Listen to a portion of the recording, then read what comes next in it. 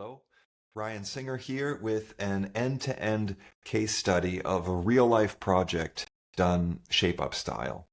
So before I jump into the meat of the case study, I'm just going to put a little bit of terminology and assumptions on the table here. So first assumption is that when we dedicate time to build something, if we're going to have a team of engineers, developers building something, that we consider that time to be precious, expensive, something to be used wisely.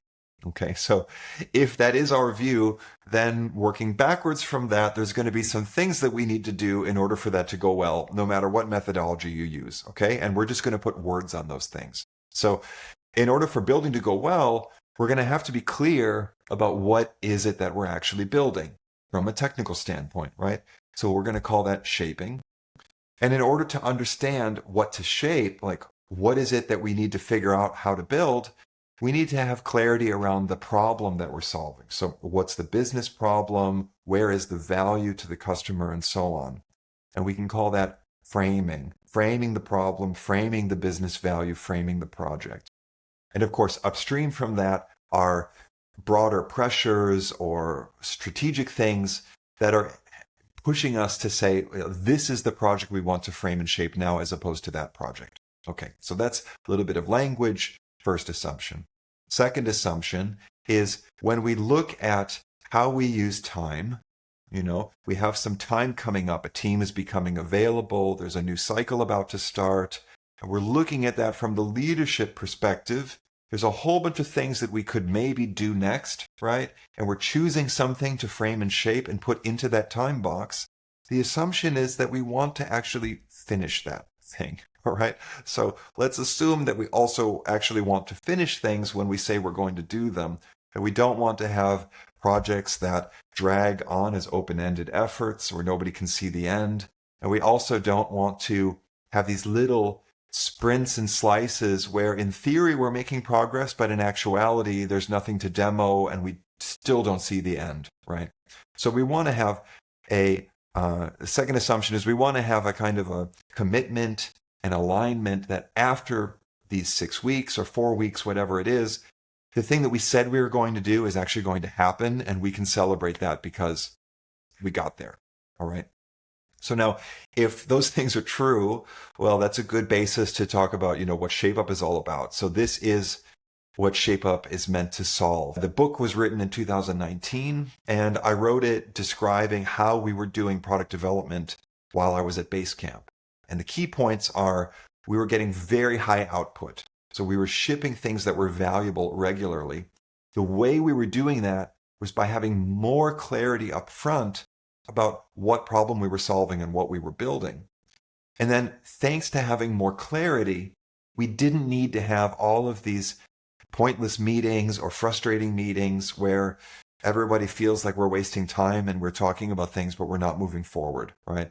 The teams were able to work autonomously with fewer interruptions and fewer meetings because they had that clarity about what they should be solving. Okay, so that's ShapeUp. Now, if you pick up the book, what you'll see is it's describing, not how all companies should work or what works at all companies. It's actually very specifically describing what we did at Basecamp at that time. And Basecamp is an unusual company. I mean, very senior people all across the board, very small, everybody very technical. Every designer was hands-on coding themselves. Founders, very hands-on and close. Lots of people wearing multiple hats with a big overlap of skills. I mean, there was a lot of unusual things there. So what I'm going to show you now is a case study from a different company. So this is a case study from real life. This is a project that shipped a few weeks ago. It was done by a team that I'm working with as fractional CPO. And that team has a little bit more of a typical structure that you'd see on teams today, where there's separate back-end, front-end, designer, QA, different marketing, sales. Like there's a little bit more of this separation of responsibility. And you'll see how we pull that together in the case study. All right, so let's jump in now. When I came in as fractional CPO, the first thing I had to solve is how am I going to get us through these different phases of framing, shaping, and building in a way where everybody understands what we're doing and I can communicate it, but it's still lightweight. So I just hacked together this Kanban board in Notion. And the first thing that I needed to do was to get a candidate. Okay, so these are different checkpoints. And a candidate is like, what's the thing that leadership thinks they want next that seems to be important that we might turn into the project that we're going to frame and shape? Okay, so I asked leadership to get together and talk. And here's what happened. This is a little graph we're going to use through the case study. The columns are days of actual time of the project. And every little group of people there, those are meetings that happened or work sessions that happened. Okay. So on the first day, what you see is that the folks on the C level, they met without me to come up with a candidate. And then the next day, I'm the CPO bubble there. I met with the CTO and he brought to me what they came up with as the candidate. Okay. So what happened in that session with the CTO? The CTO comes to me and he says, we have this thing where we want to improve the dashboard in our OS product. And when I hear improve the dashboard, this is something that happens a lot, on the one hand, it's very blurry. I don't really know what this means. What does it mean what's wrong with the dashboard? What would it mean to make it better? How would we know that we're making it better? How would we make trade-offs? All these questions are kind of unanswered. It doesn't mean that it's a bad candidate. Actually, it just means that there's some detective work to be done. So there's some reason why they chose that, right? But I don't understand it enough in order to actually work on it and shape something. I put this onto the Kanban as candidate, okay? And my task now, this is what I'm thinking in my head, is how do I get this to the point where I can say the frame is go, where I reach a frame checkpoint, where I would say I actually understand the problem and outcome here. So in order to do that, I asked the CTO, who is the person that knows the backstory of this thing? And he said, oh, we have somebody in sales. We have a sales guy who is also a subject matter expert who really knows about this whole thing firsthand. So I said, great. Okay, now I know what to do.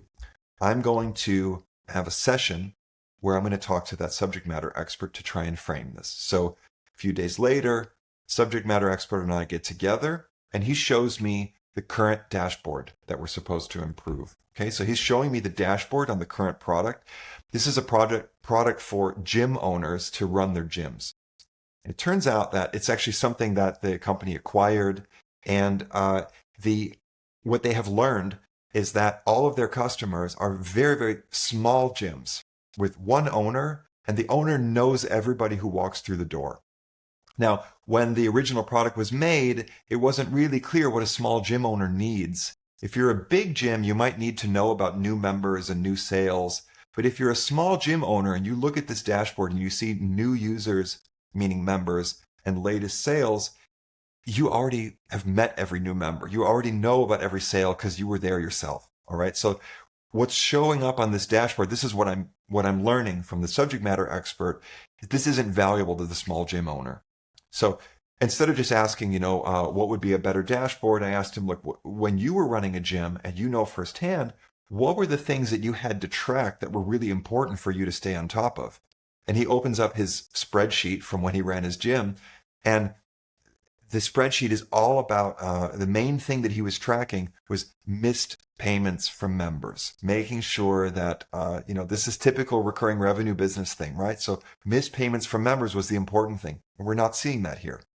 So I asked him, is it possible to see that in the system today? And we dug through, and it turns out if you click a few levels into reports and turn on a filter, finally you can see that, but it's not surfaced. So, okay, we're already making progress, right? This is not just about improve the dashboard, it's actually about surfacing failed member payments. Very good. I'm thinking, sounds sort of easy to do. Is there more that we could do on the dashboard? Are there other things that are important to the small gym owner? And he also showed me on his spreadsheet how he was tracking class utilization and basically said, if we were to replace another one of these panels, maybe we could show, which classes are booked, how much, and what the trends are, and so on. So we got somewhere meaningful here. So it's, what is actually valuable to the small gym owner? It's the missed payments and the class utilization. So I'm kind of improving my framing of this from just improved dashboard to let's focus on the actual metrics that are important to a small gym owner. Okay. So I went back to my Kanban board, dragged the card over and said, this is actually, I'm going to call this framed. I feel like I understand this and this is something we can go work on.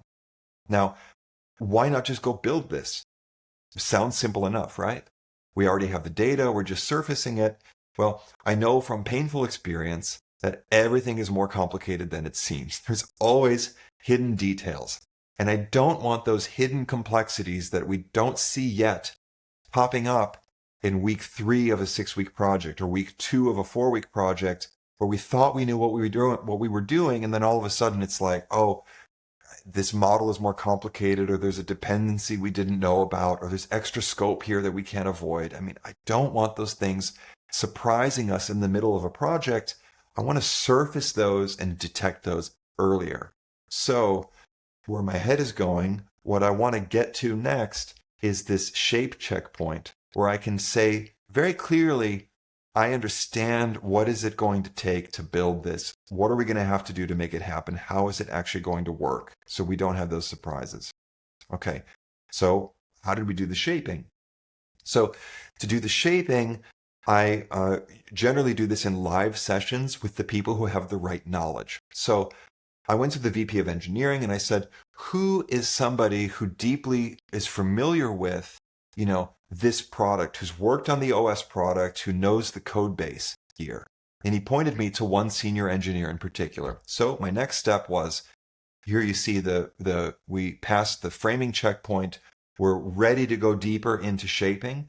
And I'm having here a shaping session with the senior engineer. This was about a 2-hour session where we were working together on the whiteboard. And what happened there? I'm just going to show you the whiteboard from that session. This is the overall whiteboard from the project. And we started off where I just kind of recapped the framing, the problem outcome, and the key ideas.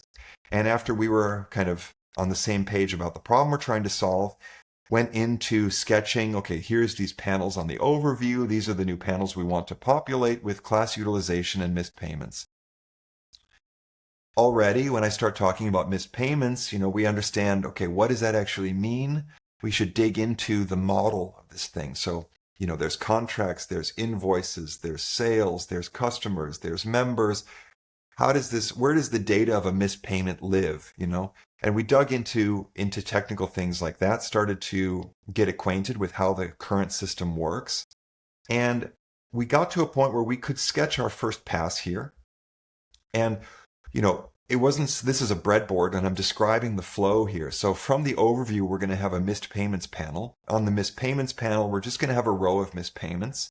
But already, now that we're actually working on it, I say, well, where would I go to see the detail of a missed payment in the system today? And the current place to see that is actually this thing, which is like the sale detail page. And it turns out this sale detail page is kind of this legacy thing from the product that was acquired, and it actually handles multiple sale types. We saw this by looking at it together. It's not just memberships, it's also retail sales and invoice sales, and it has multiple tabs on it. It has all kinds of things on it, and the code is, let's say, not very friendly for a quick change. Okay, so I'm thinking of UX things I want to do in the header. I want to be able to say, here's your unpaid invoice, and here's the status of the invoice, and here's a button to retry the payment or whatever. It's going to be hard to change that because of the fact that this is kind of a hairball here. So we actually worked on a concept until we got to a pretty good place. We had a new concept for how to deal with that. We kind of untangled it. We've got an idea of what we're going to build. But along the way, we surfaced some questions, right, about handling multiple payments that went through an automatic retry process. What about multiple failures for multiple invoices in a row that weren't paid? Are there cases where the owner has to update the card in person and not just fire off an email request for something? So some domain-specific questions came up that we couldn't answer as myself and the technical person.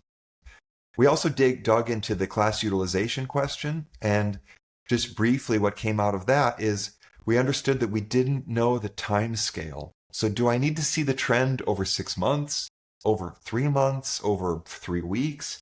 And this has actually major implications in terms of the query and the performance of this thing. So here's our takeaways. We made some progress. We got to a design, but we had these open questions that we couldn't answer ourselves. So to answer these questions, I went back to the subject matter expert. So how did that conversation go? Well, first we talked about the class utilization, and I got some very straightforward answers there about the timeline, no problem. But then, you start talking about things, you get into the specifics, and you discover things that weren't in the first conversation. It always happens, right? So I'm asking him about these details about the missed payments, and we discover that actually it turns out, the current app doesn't even really have functionality to retry a payment that failed because of balance issues, where we don't need to ask for a new card. It doesn't actually have a good flow for the owner of the gym to request a new card. And basically what happened is we started to see here, this isn't just surfacing missed payments. This is actually about solving them. But here's the thing. If we're going to shift the focus here and build new functionality around the retry flows and requesting cards, I'm not sure if we're going to have time to do all the class utilization stuff that we talked about. And this is funny, So I actually said to him, I'm not sure we have time for all of this. And he said, look, I only told you about the class utilization thing. Don't get me wrong. The class utilization thing would be very useful, but I only told you about it because you said you needed more. So we were able to reframe this to be 100% about missed payments. We actually don't need to do class utilization right now. Just solving missed payments is a huge win. We're fully aligned with kind of the original intent. We don't have to go back and change anything, but we have really found kind of that nugget of where the value is.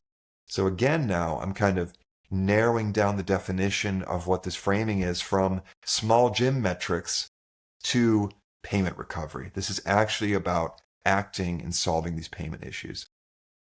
So got new clarity around additional functionality that we want to do. Thought with one more shaping session, I bet we can figure it out. This time, I brought the subject matter expert to join us. Myself, senior engineer, and the subject matter expert, we're together in one. This was again about a 2-hour live whiteboarding session. And the reason is I didn't want to have to go through that loop again. It's really best if we can have all those folks in the same session so that as the questions come up that we don't know how to answer, right on the spot, we can get an answer and we can revise the design and come to a conclusion. So that's what we did. If I jump back here, I can fast forward. These are my notes from that session with the subject matter expert, the takeaways. We opened the next session by calling out the issues that were unsolved from the previous design, and we worked together until we got to a solution that made sense from a UX perspective. We understood it from a technical perspective, and it did everything that we need to do in order to satisfy the frame. So this, at the end of the 2-hour work session, was where we looked at this together and said, this is going to work. This is something we can go do. This is going to work. So this is actually the moment. It's not now that I have to go write a document or create something. This is really the moment where I went, this is shape go. So I'm saying like, we've got it. So I go back to the kanban, drag it over to shape go. And so where does the kind of, is there a document or what comes next here? Well, I don't actually need to bring anything upstream to get alignment on this. We already got the alignment earlier when at the candidate and framing stages. I'm sure that everybody's happy about this if we somehow carry it forward. What I'm thinking about is, how am I going to bring this into build? How am I going to give this to the team? And how are we going to have so much clarity together that, in the first week, we're going to see something working that shows that this is coming together, right? And how are we going to kind of have that expectation that week after week in a 6-week project, everybody's going to understand this, and step by step, we're going to see demos and this is going to come together. So I actually created the write-up, the document, what's called the pitch in the book. I created that document so that we could have a reference and a source of truth for kickoff, for the team to have something to reference, okay? And I'll show you what that looked like. So the document was really just wrapping up everything that we did, so we had a reference. So I'm summarizing the frame. You can think of this frame as like kind of the acceptance test for the whole shape. What does it need to do? What is the actual sort of problem that we're solving? And then here, walking through the shape, everything that we designed, and then you can see at the very end here, the breadboard, where we landed. Okay, so I brought that to the team, and how did I bring that to the team, and how did we start? We had a kickoff session. So here you can see, a few days later, we kicked off by bringing everybody together on a 2-hour call. Here's me, CPO, with back-end, front-end, designer, QA, and subject matter expert. We all came together for the kickoff. And what do we do on the kickoff? 2 parts. First hour, going through that document, I kind of gave a tour of it, answered questions, get everybody on the same page of what we're doing. Second part then is planning out the scopes. So mapping out what are we actually going to build in terms of the major chunks of this thing. So I'm not working with tickets. I'm not working with user stories. We already have a clear picture of the whole thing we're trying to do. What I find works really well is to break the work up into at maximum 9 separate scopes, different things that we can actually build and demo independent of the rest. And these are vertical slices, okay? So like a horizontal slice is all the back-end works, but there's nothing you can click on. Or all of the Figma is designed, but none of it is real, none of it works. A vertical slice is we've got the back end and the front end wiring, and we can click on this and demo it for this particular subset of the functionality. All right. So this is actually from a couple days after the kickoff. This isn't from, I don't have a screenshot from exactly that moment, but here what you see, this is what we created this together on the kickoff. And how did we do that? We actually looked at the breadboard together, and we found the places where we could make these slices and gave those names, and then talked through what is the actual kind of implementation details or things that we should be thinking of in order to make sure that those things happen well. All right, so that is kind of slicing into scopes, into vertical scopes. I'll also point out here, you can see these different green dots, and those are actually showing the sequence that we came up with. So we also talked about what should we be seeing working first, second, and third, and so on. So we have a kind of plan of attack of what we're going to build and how this is going to come together. So as time went by through the project, eventually you can see here's a screenshot from Slack. I'm pasting in showing, look, we've got, we're conquering territory on the map here. We've got some things working and checked off. This is what progress looks like. And how did we actually do that? What did the work of those scopes look like? Well, here we can sort of see as days go by, the team was able to work asynchronously for many days in a row because they had that clarity from the kickoff and from the shaping work. We were able to go just back and forth in Slack. And how did that work actually go? We didn't need to create Figma or high fidelity artifacts first. We actually did those last. We did the high fidelity last. The workflow looked like this. Starting at the breadboard, understanding what it is that we need to wire, then back end and front end working together to get to an ugly but working prototype that we can actually test. So here they've just inherited the existing styling and components from the previous version of the app. And this doesn't look like we want it to look like. Things are not in the right place, but all the functionality is there. You can click everything and it does what it should. And then after everything was wired up and working, then we applied the paint and polished it and moved the furniture around so that it had that kind of final nice look that it should have. So you think of it like if you're building a house, we don't have to decide on the paint color first. What we need first is to understand where is the sink going to go, where are the pipes going to go, the walls, the electricity. And then later on, we can move the furniture and decide on the paint color or the tile on the wall or the fixtures, right? So that's what that workflow looked like. Eventually, we came to a place where all of these scopes were done. And I can show you kind of what done looks like as a contrast here. You saw the shaping doc. So this is the write-up with the frame and the shape that we had at Kickoff. And you see the breadboard. Then when this was finished, I wrote up a launch brief.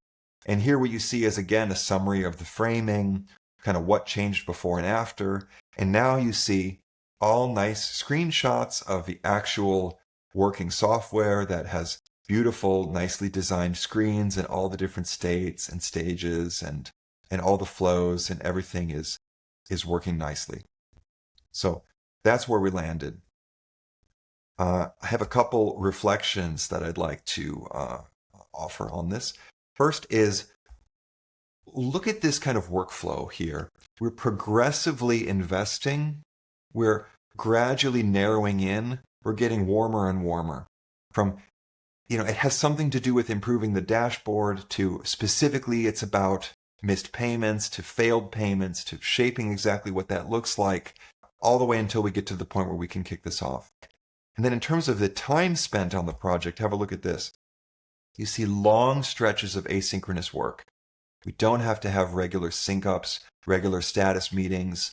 We don't have to have those, what's going on, how do we solve this meetings.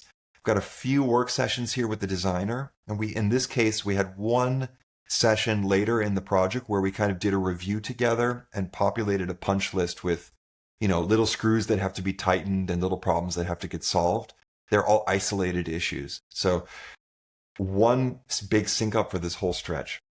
So this means the team is in control of their time. They know what to do. They're able to make progress just with async check-ins. Then contrast that with what the work looked like upstream of that. We have very spiky, intense live work sessions, also with, expensive people, right? So this is a really nice pairing. The long stretches of asynchronous time actually mean that there is this kind of slack and margin in our day where if we need to go and have a session like this, we can go in for 2 hours, go really deep, come to some conclusion or understanding about something, and come back out again, and then get back into work where we were. If you read Shape Up, you'll see this word pitch, which is what we used at the time for that write-up of the shaped work. And you can get a kind of a misunderstanding that you're supposed to create a bunch of pitches, right? And then choose one pitch, because what do you do with a pitch, right? You're kind of selling something, right? So you see something different here. It's not that we're shaping many, many things and then choosing at the last minute. We're actually narrowing down before we even shape, right? So we chose a candidate, got into framing. Then after the frame checkpoint said, this is something we actually want. If we could do one thing, it would be this. This is worth the time investment to shape. And then when we got to the checkpoint that this is shaped, it was basically a green light. We didn't need to bet again. We already had the alignment. So this is more what you see in real life teams, is this kind of one-to-one. There's a window of time coming, a cycle is coming, a team is becoming available. Let's figure out what are the top candidates for what we might want to do. What can we frame? In framing, what has a really compelling, convincing story behind it, that this is the thing that we want to solve? Then let's just take those one or two things into shaping and into build. Okay, so that's a look at a real life project that happened recently, end to end. I hope it was interesting for you. Usually when I show things like this, it stimulates a lot of questions. So if you had questions when you saw this, I would love to hear from you. Just email me, reached out on X or LinkedIn or whatever, and visit the website. You'll find that I'm starting to share more of this kind of what does it look like in real life under the Shaping in Real Life series. So you can go to the website and get more there. So hope this was useful to you, interesting, and stay tuned for more.